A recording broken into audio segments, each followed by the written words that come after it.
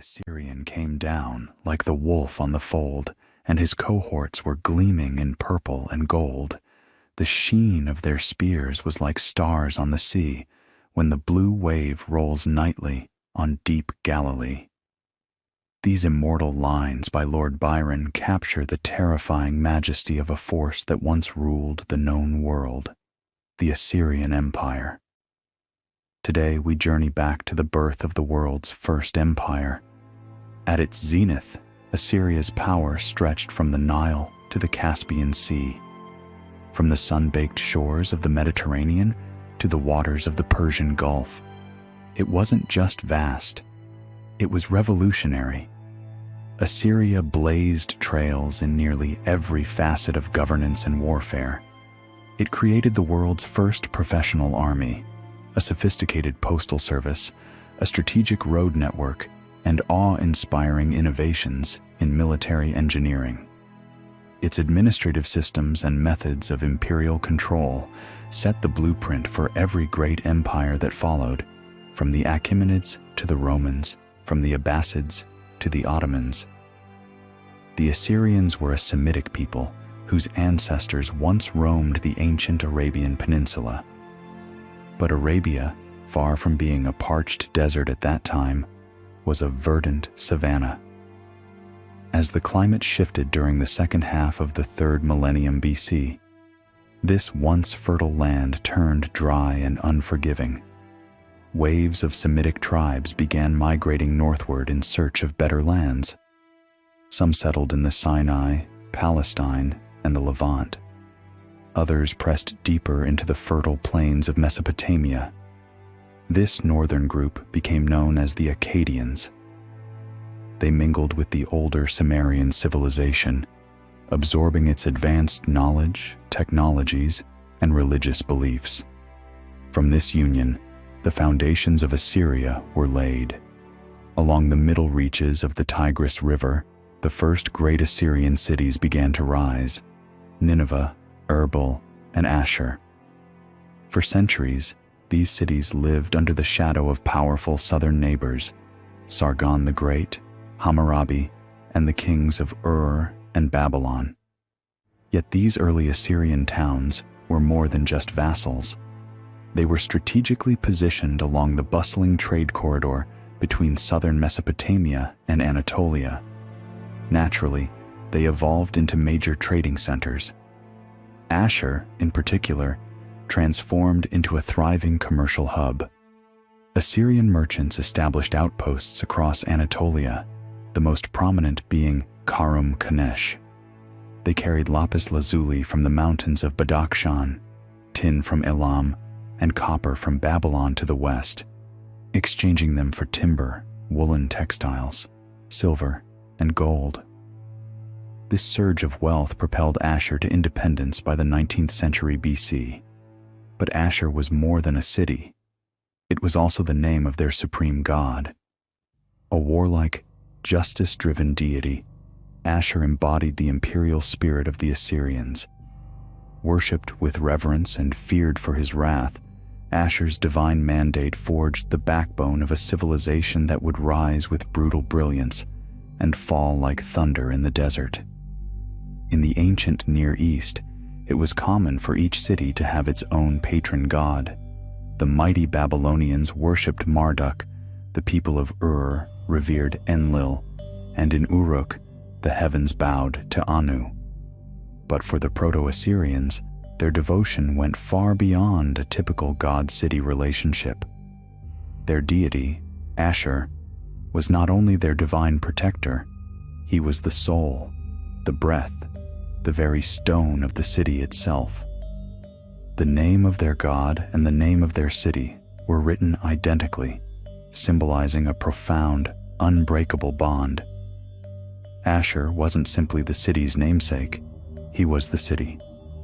To the Assyrians, Ashur lived within its walls, its foundations, and even the hearts of its people. At this early stage, Ashur was not a kingdom. Its political structure remains a mystery in many ways, but one truth is undeniable. The people of Ashur did not see their ruler as a king. Their true sovereign, in their eyes, was the god Ashur himself. The earthly governor merely acted as his representative, a steward chosen to execute divine will rather than wield personal power. Though the governor's office was hereditary, it was far from absolute. His authority was checked by two powerful institutions. The first was the Council of Elders, a body of respected citizens who guided policy and judged whether a ruler's actions aligned with the city's traditions and the god's favor. The second was the Limu, an annually elected official who held considerable influence. The Limu served both as the head of the council and as the city's chief financial officer. No significant law could pass and no project could be funded without the Limu's approval. This unique balance of power protected the city from tyranny, but it would not last forever. Between the 18th and 17th centuries BC, the fragile peace of the region began to unravel. Anatolia plunged into chaos. Trade routes collapsed. Assyrian colonies, such as the once prosperous Kanesh, were destroyed. With commerce decimated, Ashur lost its influence and, weakened, fell once more under Babylonian control. In the 16th century BC, the region surrounding Ashur became a war-torn battleground. The Babylonians clashed violently with the rising Hittites. In 1531 BC, Babylon itself was captured and looted. Soon after, new powers emerged. The warlike Kassite tribes, descended from the Iranian plateau, seized control of Babylonia and extinguished Assyria's hopes for independence. At the same time, tribes from the Armenian highlands migrated south into Syria, founding powerful new states. Chief among them was Mitanni, which rose to dominate the region. For nearly 2 centuries, Ashur was reduced to a vassal city, subject to Mitanni's will.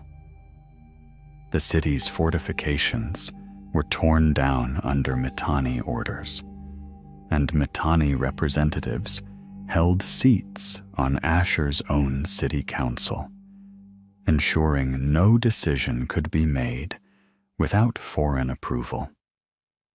Yet, even in subjugation, Ashur adapted. From the Mitanni, the Assyrians learned the arts of war: the light chariot, the deadly composite bow, and the layered lamellar armor. And by the 15th and 14th centuries BC, the Assyrians would rise again, independent, armed, and ready to shape history. Bel-Nanes, a bold Assyrian leader, seized the moment when Mitanni was paralyzed by internal strife. While civil unrest tore through the Mitanni kingdom, Bel-Nanes made a daring move. He ordered the reconstruction of Ashur's walls, an act so defiant it was nearly equivalent to a declaration of war. Under ordinary circumstances, this would have provoked immediate retaliation. But the Mitanni were too distracted by their own internal collapse to respond. Then came the rise of Ashur-uballit, who expelled Mitanni envoys from the city altogether. In a stunning declaration, he proclaimed himself king, no longer a governor or servant of foreign overlords. he boldly reached out to Egypt, seeking support from Mitanni's greatest rival. This resurgence of Assyrian independence sent shockwaves through the region, stirring the anger of Babylon. In a desperate attempt to halt Assyria's ascent, Babylonian king Burnaburiash II sent a furious letter to Pharaoh Akhenaten. In it, he branded the Assyrians as mere vassals and implored the Egyptian ruler not to recognize them as a sovereign state. But the plea fell on deaf ears. Egypt did not respond. With independence secured, Assyria's identity began to shift. It was no longer merely a city-state centered on Ashur. Now, it called itself Mat Ashur, the land of Ashur, a territorial state with grand ambitions. Assyrian kings no longer styled themselves merely as rulers of a city, but as kings of the world. This transformation was led by Adad-nirari-hoi, who invoked divine authority and military power in his titles. Royal epithets began to center on military conquests. One title grew especially prominent: Murush Mitri, the one who expands the borders. Expansion was no longer just political. It was sacred. The Assyrians believed that their god, Ashur, represented the highest cosmic order, and that Assyria itself was the embodiment of divine law. To spread Assyrian rule was to spread cosmic harmony. Resistance, in their view, was not just rebellion. It was heresy. Ashur's role as a deity evolved alongside the state.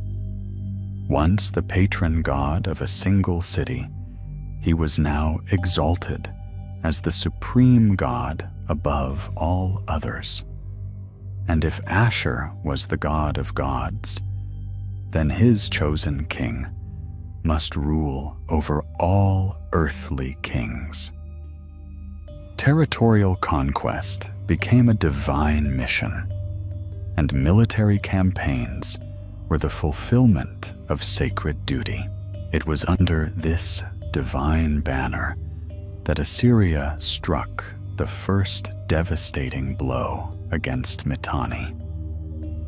King Adad-nirari annexed key territories and forced Mitanni's king, Shatuara-Thurkurs, to bow and bear the yoke of Ashur. Not long after, the Hittites dealt the final blow, destroying Mitanni's capital, Washukani. Seizing the moment, Ashur-ubalit's successor, Shalmaneser I, annexed the remaining remnants of Mitanni's once mighty kingdom.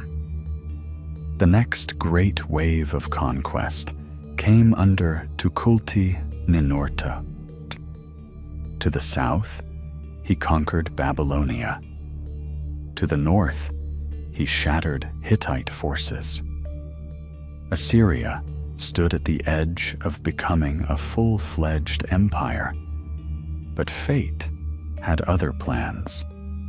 Those towering ambitions came crashing down when Tukulti-Ninurta was assassinated in a brutal palace coup.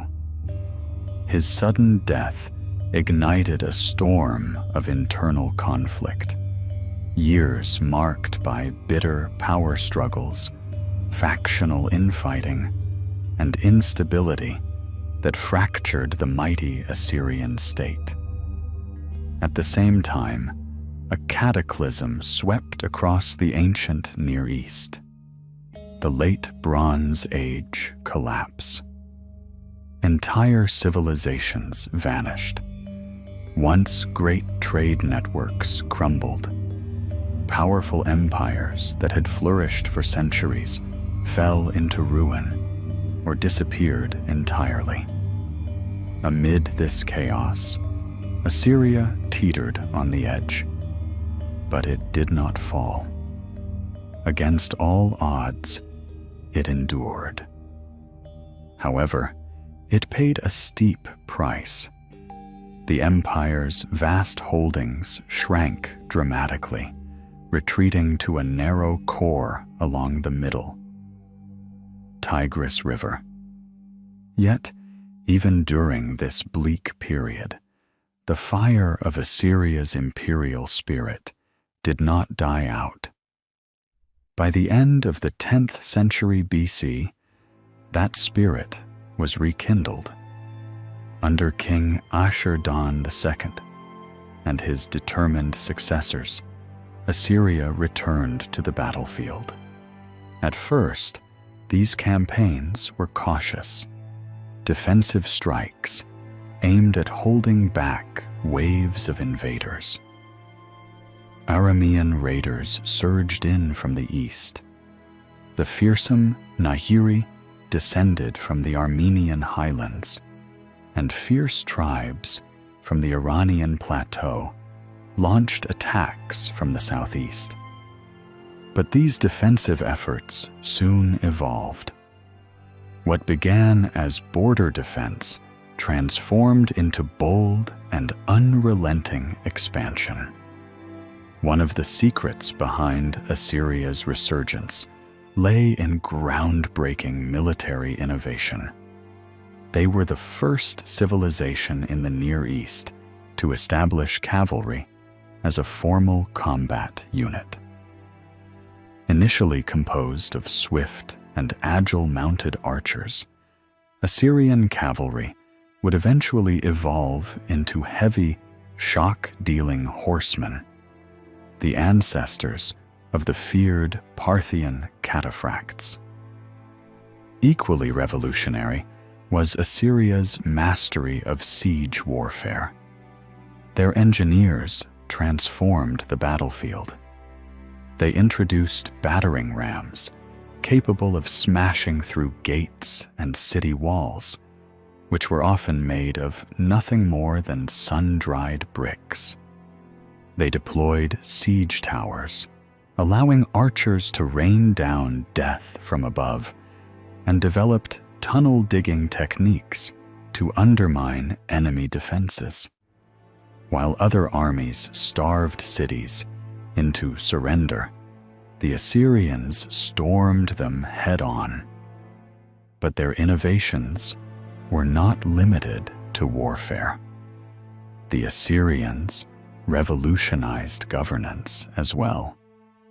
They created the ancient world's first true postal system, enabling fast communication and administrative control across far-flung territories.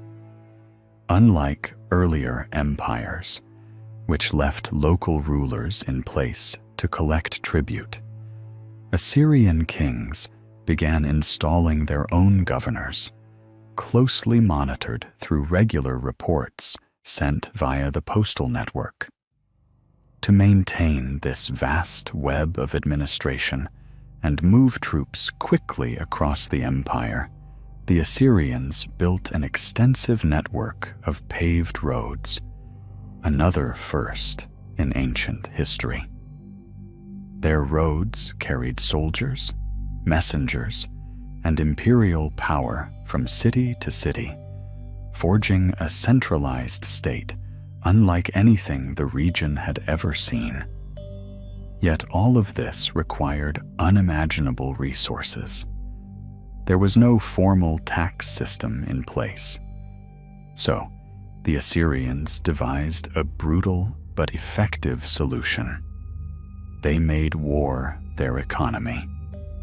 Every campaign became a source of wealth, loot, tribute, slaves, and glory, fueling the unstoppable rise of the Assyrian war machine.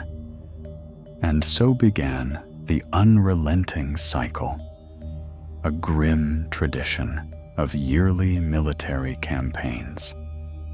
These expeditions weren't just about pushing borders farther into the horizon. They were about one thing above all else: wealth. Gold, silver, livestock, grain, slaves, anything of value was seized from the conquered. Victory meant loot, and loot meant power. Under King Ashur-nasir-pal II, this brutal practice reached its terrifying peak. His reign became infamous not only for the scale of conquest, but for the sheer savagery with which it was carried out. The king himself boasted of his atrocities in chilling detail.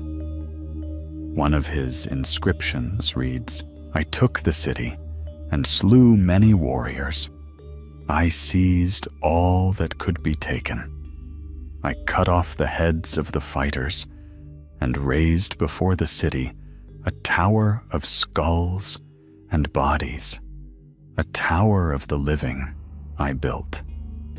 The young men I impaled upon stakes around the city, and the maidens I cast into the flames. Thus did I make known the might of my hand and the terror of my rule." When Ashur-nasir-pal II's forces entered a city, mass death was a guarantee.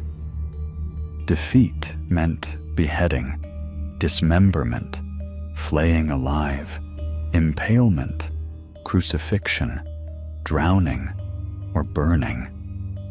It was terror on a scale rarely seen in history. And it worked, at least for a time. Faced with such horrors, many kingdoms didn't even try to resist. They surrendered without a fight, their leaders broken before a single sword was drawn. Shalmaneser III, one of Ashur-nasir-pal's successors, once recorded a triumph that didn't require a single arrow. The panic-stricken terror and fear which my lord Ashur sent upon them seized the dwellers of the city. When with my host I came before their walls, the king of the city grasped my feet and submitted to me. I accepted him and granted him life. The heavy yoke of my dominion I placed upon him for all eternity. His own sons, his kin, and his household I took as hostages to secure his obedience forevermore. But while terror brought swift obedience, it also planted the seeds of hatred, deep, festering hatred. The Assyrians weren't merely feared, they were despised. Even after Ashur-nasir-pal's death, when later rulers showed more restraint, the reputation endured. To neighboring peoples, Assyria became synonymous with cruelty. Instead of crushing the will to resist, the legacy of terror did the opposite. When civil unrest and internal power struggles eventually broke out in Assyria, the oppressed rose up. In the north, those ravaged by Assyrian raids united to form the defiant kingdom of Urartu. In the west, Aramean tribes formed powerful confederations to resist. In Babylon, revolt became a recurring cycle. The policy of unending warfare, once the empire's greatest strength, now became its fatal flaw. The conquered lands, pillaged, scorched, and drained of life, stopped producing wealth. Trade routes collapsed.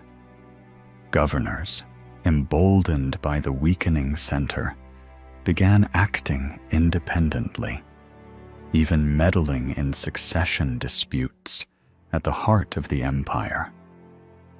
War had built Assyria's might, but now war was consuming it from within. By the end of the 9th century BC, Assyria stood on the brink of ruin. Its once mighty empire had crumbled to a shadow of its former self. King Shamshi-Adad V ruled little more than the capital city and a narrow strip of land around it. The days of dominance were over, or so it seemed. Then came a man who would revive a dying kingdom and forge a war machine unlike any the world had seen. In 745 BC, Tiglath-Pileser III seized power through a swift and ruthless military coup. Upon taking the throne, he unleashed a storm of reforms that would reshape Assyria forever. His first priority was the army. The Assyrian military, once a patchwork militia of free citizens, each responsible for providing their own weapons, was transformed into the first professional standing army in Near Eastern history. Tiglath-Pileser recruited impoverished peasants and equipped them at the state's expense. He drilled them in discipline and tactics, organizing them into specialized units: charioteers, cavalry, light and heavy infantry, and elite engineering corps. War was no longer seasonal. It was year-round, relentless and precise. To fund this formidable force and reinforce the foundation of the state, Tiglath-Pileser launched a revolution in governance. First, he imposed new taxes and labor obligations on farmers and craftsmen. Second, and more strategically, he shattered the power of provincial governors who had grown dangerously independent. Provinces were divided into smaller units, increasing their number and making each easier to control. Most importantly, he began appointing eunuchs as governors. Because they could produce no heirs, they posed no dynastic threat to the king's authority. A masterstroke of political control. Armed with a restructured army and a centralized, loyal administration, Tiglath-Pileser initiated a new era of conquest. But this time, the Assyrians introduced a chilling innovation: the policy of nashu, or uprooting. When a region was conquered, its people were forcibly deported, often en masse, to another part of the empire. In their place, captives from distant lands were resettled. The goal? To shatter the bond between people and homeland erase their identity, and bind them to Assyria. National memory, tribal cohesion, and cultural resistance were severed at the root. Ironically, this tactic had an unforeseen consequence. It helped spread the Aramean language. Once limited to compact tribal regions in modern-day Syria, Arameans were scattered throughout the empire by these deportations. Their language, not Assyrian, gradually became the lingua franca of the Near East, even in Assyria's own heartland. Aramaic gained such ground that scribes began recording royal inscriptions in both Akkadian on clay tablets and Aramaic on papyrus. Relief carvings even depict these scribes working side by side. The Nashu policy, coupled with Tiglath-Pileser III's ruthless efficiency and sweeping reforms, marked a turning point. By the end of his reign, the Assyrian state was once again feared, respected, and expanding. In 745 BC, Tiglath-Pileser extended his influence further by supporting the Babylonian king, tightening Assyria's grip on Mesopotamia and laying the foundation for a new imperial age. In 745 BC, Tiglath-Pileser III lent his formidable might to Nabonassar, the Babylonian king, aiding him in his desperate struggle against the fierce Chaldean tribes and the powerful kingdom of Elam.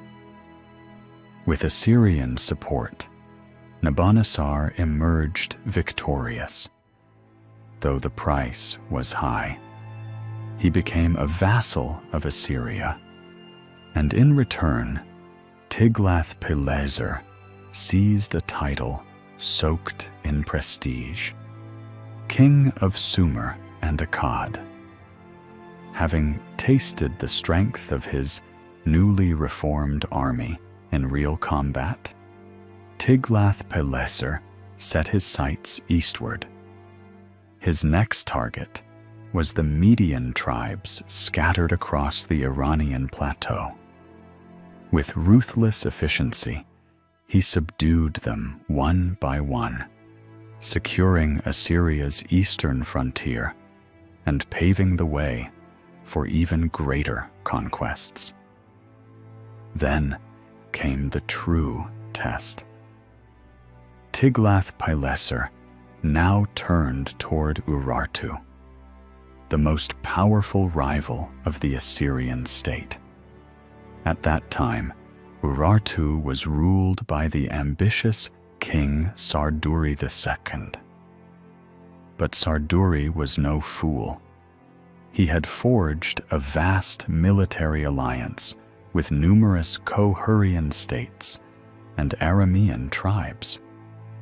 Together, they presented a formidable challenge, the likes of which Assyria had not faced in generations. In 743 BC, the fate of the Near East was decided at the Battle of Arpad. There, Assyria clashed with the full might of Urartu and its allies. What followed was not just a victory, it was an annihilation. Tiglath-Pileser's forces shattered the enemy coalition, and news of his triumph spread like wildfire. Terrified by the scale of his conquest, the remaining states of Syria and the Levant surrendered without resistance, offering up tribute in hopes of avoiding destruction. By 735 BC, Tiglath-Pileser had delivered another devastating blow.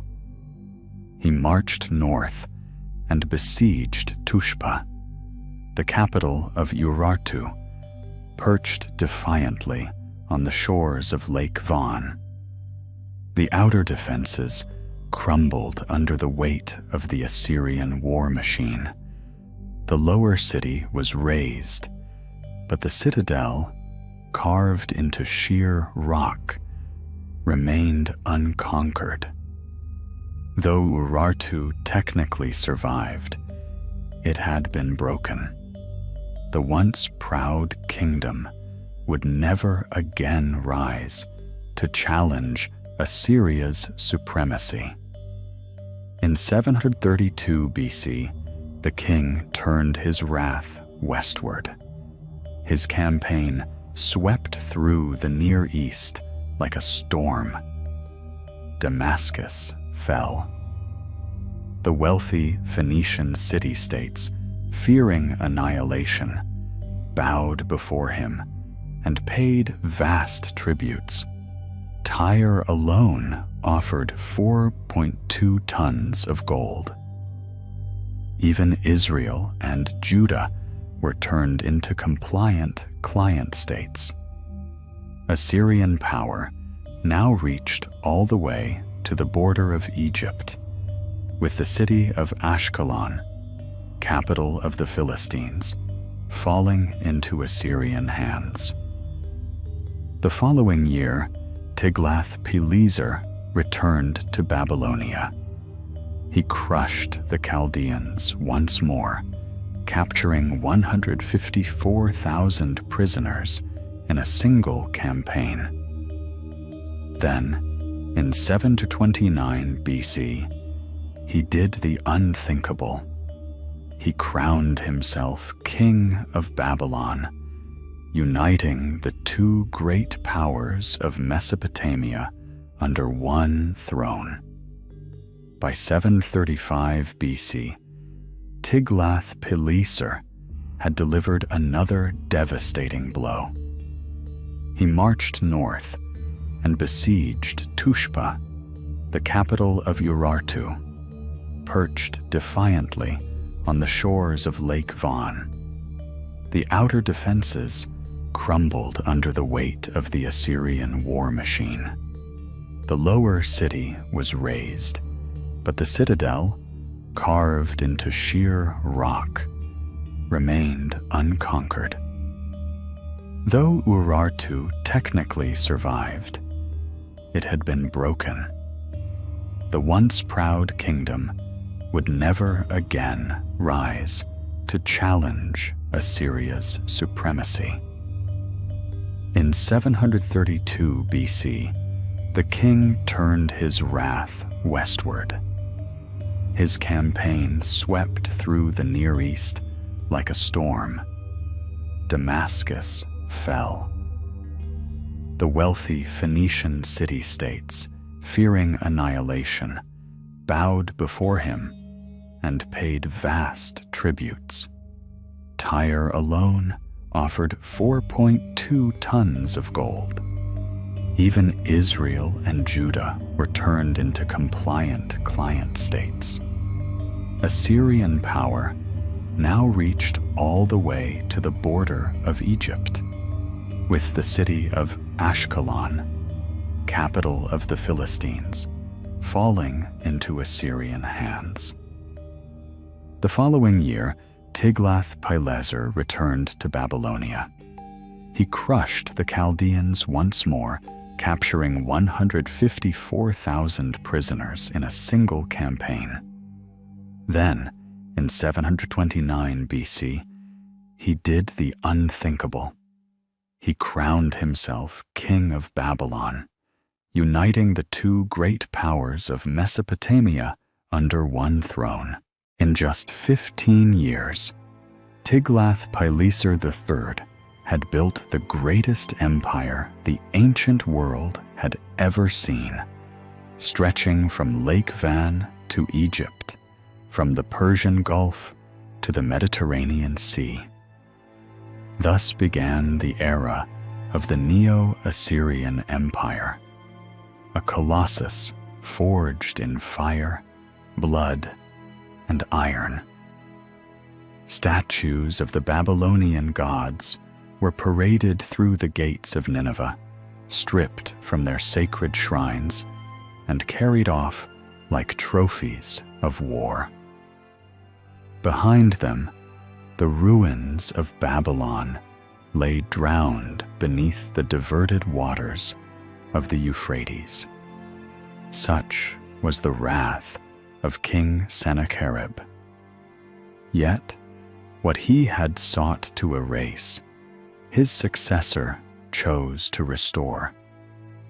Esarhaddon, his son, rebuilt Babylon, seeking not only to repair the city, but to mend the fractured heart of Mesopotamia. Under Esarhaddon, the Neo-Assyrian Empire reached its zenith.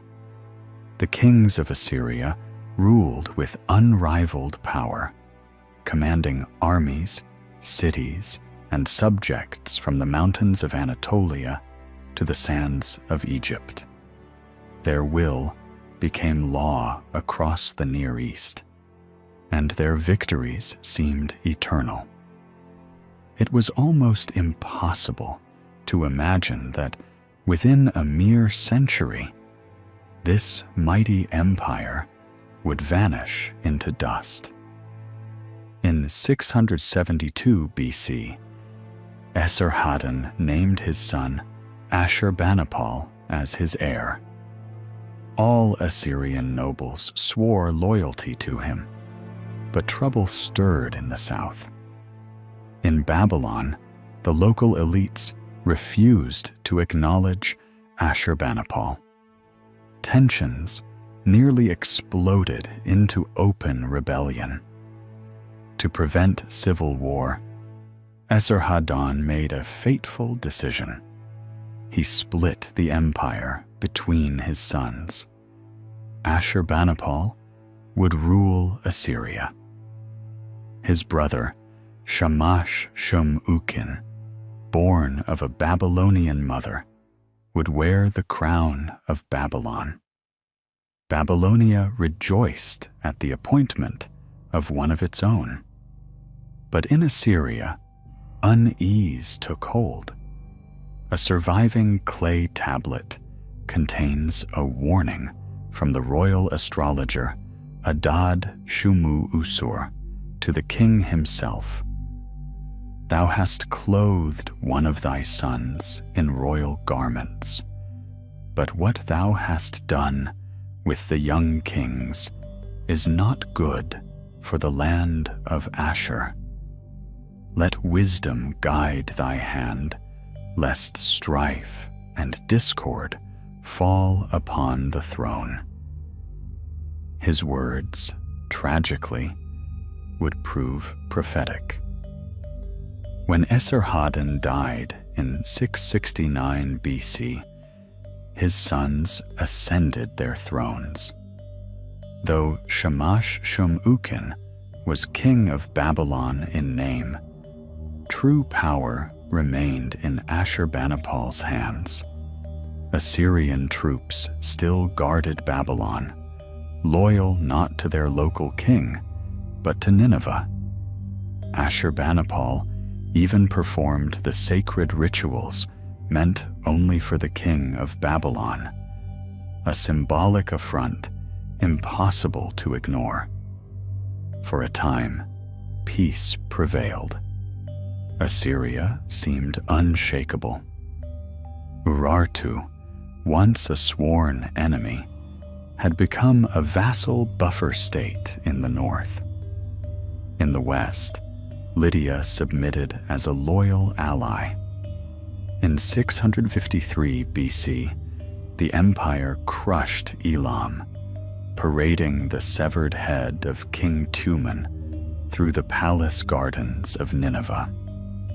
But Shamash-shum-ukin burned with ambition. Secretly, he wove a vast alliance to break free from Assyrian domination. His coalition included Chaldean princes, Elamites, Persians, Medes, Arabs, Egyptians, and even the distant Lydians. Fortunately for Assyria, its famed intelligence network uncovered the plot.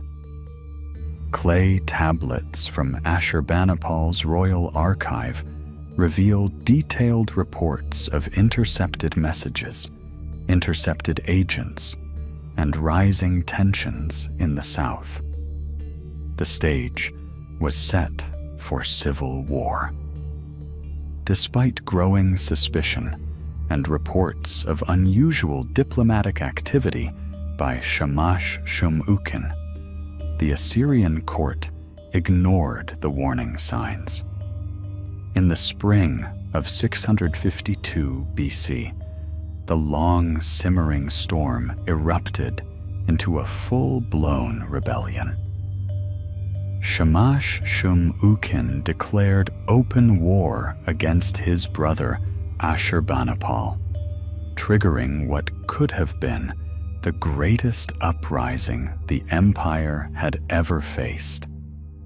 But the rebellion faltered before it ever had a chance to succeed. The coalition of powers, Shamash-Shum-Ukin, assembled. Babylonian loyalists, Chaldean tribes, Elamites, Persians, Medes, Arabs, Egyptians, and even Lydians could not act in unison. Egypt failed to provide any meaningful support. Lydia, under siege by marauding Cimmerians, quickly withdrew from the conflict. The rest lacked coordination, strategy, or unity of purpose. Ashurbanipal, seizing the opportunity, executed a brilliant divide-and-conquer campaign. One by one, the rebel armies were isolated and crushed. By autumn of 648 BC, Babylon itself fell. Knowing his fate was sealed, Shamash-Shum-Ukin chose suicide over capture. Alongside his wife and closest confidants, he set fire to his palace, perishing in flames rather than suffer Assyrian vengeance. But vengeance still came. What followed was nothing short of apocalyptic. The Assyrians unleashed pure terror upon the city. Rebels were mutilated, tongues torn out, limbs hacked away, their corpses thrown to wild dogs and pigs. Babylon, once the jewel of Mesopotamia, was left smoldering, its people shattered, flush with victory. The Assyrians turned their wrath toward the rest of the rebellious realm. The Chaldean strongholds were ravaged, Elam was annihilated, and the Arab allies of Babylon were hunted down. To mark this triumph, Ashurbanipal made a horrifying spectacle. Entering the temple in ceremonial glory, his chariot was pulled not by horses, but by 5 defeated kings. Behind him marched the surviving allies of Shamash-Shum-Ukin, each wearing the severed head of a rebellious prince around his neck like a grotesque pendant. At that moment, Assyria seemed invincible, its enemies obliterated, its dominance uncontested. But beneath the surface, the empire was bleeding out. The endless rebellions had drained its manpower, morale, and treasury. The Medes never submitted again. Egypt slipped from Assyrian control. Lydia refused to acknowledge Ashurbanipal's authority. The outer provinces, once obedient, now stood defiant. Then, from the northeast, a new menace emerged: the Cimmerians. Following in the wake of the Scythians, they descended like a storm. In the 630s BC, led by the fierce warlord Madius, they swept through western Assyria with terrifying speed, crossing the Euphrates and throwing the empire into chaos. This was the breaking point. Ashurbanipal lost the confidence of his generals. Stripped of power, he retained only the hollow title of King of Babylon. In 627 BC, he died, plunging Assyria into civil war. His sons and military commanders turned on each other, ripping the empire apart from within. Province after province declared independence. Elam was gone. In Babylon, a Chaldean noble named Nabopolassar seized control, proclaimed liberation from Assyria, and launched a war of independence. By 619 BC, Babylon was free. Egypt surged into the vacuum, occupying Canaan, Syria, and the Levant, regions now leaderless in the wake of the Cimmerian devastation. The fall of Assyria had truly begun. Assyria, once the terror of empires, now lacked the strength to face the rising power of Babylon. In a final, desperate gamble, King Sin-shar-ishkun forged an anti-Babylonian coalition, rallying what remained of Assyria's allies, Urartu, Manaea, and Egypt. But the alliance came too late. Nabopolassar, king of Babylon, crushed their combined forces in a swift and decisive battle. As the coalition reeled from defeat, a second blow struck from the north. The Median king Cyaxares launched an invasion into Assyrian territory, carving a second front into the crumbling empire.